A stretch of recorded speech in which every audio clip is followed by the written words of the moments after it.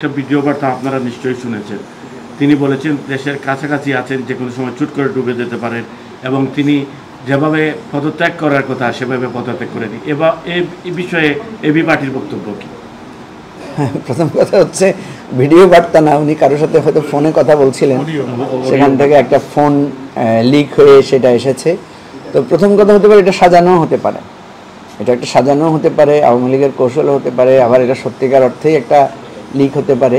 এটা খুবই স্বাভাবিক। শেখ হাসিনা যেহেতু একটা দলের প্রধান, উনি প্রধানমন্ত্রী জোর জবরদস্তি করে হোক, যেভাবে হোক দীর্ঘ সময় প্রধানমন্ত্রী ছিলেন, উনি তো চাইবেন ওনার দলের নেতাকর্মীদেরকে উৎসাহিত করার জন্য।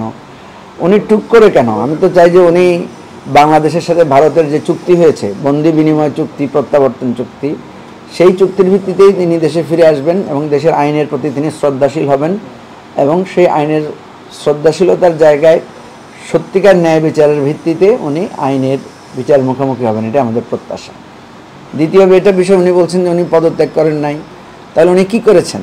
উনি নিজেই বলুন যে উনি যেখানে দেশ ত্যাগ করে চলে গেলেন এবং এইভাবে হেলিকপ্টারে করে পৃথিবীর খুব কম দেশের লোকেরা এইভাবে পালিয়ে গেছেন, উনি পালিয়ে গেলেন কেন? তো ওনার পদত্যাগপত্র তো আমরা কিছু জানি না। ওনার পক্ষ থেকে ওনার সেনাবাহিনী প্রধান, ওনারই প্রেসিডেন্ট, ওনারই রাষ্ট্রপতি তো বলেছেন, আমরা তো কিছু বলি নাই। আমরা তো দাবিও করি নাই যে উনি পদত্যাগ করেছেন বা উনি পালিয়ে গেছেন, এটা তো আমাদের বাস্তবতা। রাষ্ট্রপতির পক্ষ থেকেই, তার নিয়োগ করা রাষ্ট্রপতিই বলেছেন তিনি পদত্যাগ করেছেন, একটা পদত্যাগপত্র তারা উপস্থাপন করেছেন, সেই ভিত্তিতে নতুন রাষ্ট্র সরকার, নতুন অন্তর্বর্তীকালীন সরকার গঠন করা হয়েছে এবং তিনি এখন পালিয়ে যে গেছেন, এটা তো উনি যে টুক করে চলে আসবেন বলছেন, সেখান থেকে তো এটা স্টাবলিশ যে উনি যে সেখানে একটা অনৈতিকভাবে একটা মানে খারাপ পন্থায় উনি দেশ ছেড়ে গেছেন। তো আমি মনে করি যে উনি যত কাজ করেছেন, ভুল করেছেন, এটার জন্য তার জাতির কাছে ক্ষমা চাওয়া উচিত এবং আমরা এতটুকু এশিওর করতে পারি যে আমরা অন্তত ওনার ন্যায় বিচার প্রাপ্তিটা আমরা নিশ্চিত করব। ন্যায়ের ভিত্তিতেই, আইনের ভিত্তিতেই ওনার আমরা বিচার চাই। আমরা কোনো অন্যায় বিচার করে ওনার শাস্তি চাই না। ন্যায় বিচারের ভিত্তিতে আমরা তার সর্বোচ্চ শাস্তি আমরা প্রত্যাশা করছি। আচ্ছা, আমার একটা প্রশ্ন, সর্বশেষ একটা প্রশ্ন যেটা, সেটা হচ্ছে আপনারা তো একসময় জামাতের রাজনীতির সাথে সম্পৃক্ত ছিলেন। আদর্শিক দ্বন্দ্ব থেকে কি জামাতের সাথে আপনাদের বিচ্ছিন্ন হওয়া কিংবা ভবিষ্যতে কি আপনারা জামাতের সাথে কোনো যোগ করবেন কিনা?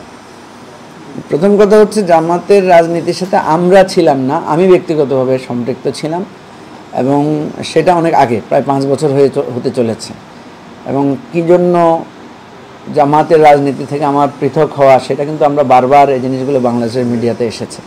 এটা সম্পূর্ণভাবে একটা রাজনৈতিক, মতাদর্শিক, কৌশলগত সার্বিক বিষয় মিলেই এটা একটা জায়গা থেকে আমরা একটা নতুন রাজনৈতিক দল করেছি। আমরা যখন নতুন রাজনৈতিক দল করেছি, এটা সম্পূর্ণ নতুন চিন্তার আলোকে করা। এটার সাথে জামাত বা অন্য কোনো রাজনৈতিক দল বা অন্য কোনো মতাদর্শের এখানে কোনো সম্পর্ক নাই, কারণ আমাদের অবস্থানটাকে আমরা একদম পরিষ্কারভাবে তুলে ধরেছি। তো ভবিষ্যতে জামাতের সাথে আমাদের রাজনৈতিক ঐক্য সম্ভব কিনা, এটা তো ভবিষ্যতের রাজনৈতিক পরিস্থিতির উপর নির্ভর করবে। বাংলাদেশে কোনো ধর্মীয় রাজনৈতিক দলের নেতৃত্বে কোনো সফল জোট হয় নাই, এটা আপনি দেখাতে পারবেন না। বরং উল্টা দেখাতে পারবেন যে ধর্মীয় দলগুলো কিন্তু তাদের দৃষ্টিতে, তারা যে সমস্ত দলকে অধর্মীয় দল বলে, তাদের নেতৃত্বে তারা জোট করেছে এবং জোট করে তারা সাফল্য পেয়েছে। সুতরাং এবি পার্টি একটা কৌশলগত কারণেও আমরা যেটা দেখেছি অতীতে, যে কৌশলটা হয় নাই বাংলাদেশে কখনো, এটা বাংলাদেশে কেন, আপনি এই সাবকন্টিনেন্টের মধ্যে এটা দেখতে পারবেন না। সুতরাং এই সমস্ত কৌশলগত কারণেই আমরা মনে করি যে মূলধারার রাজনীতির যেই স্রোত এবি পার্টি, সেই স্রোতের সাথেই থাকবে এবং সেই রাজনীতি এবি পার্টি করবে।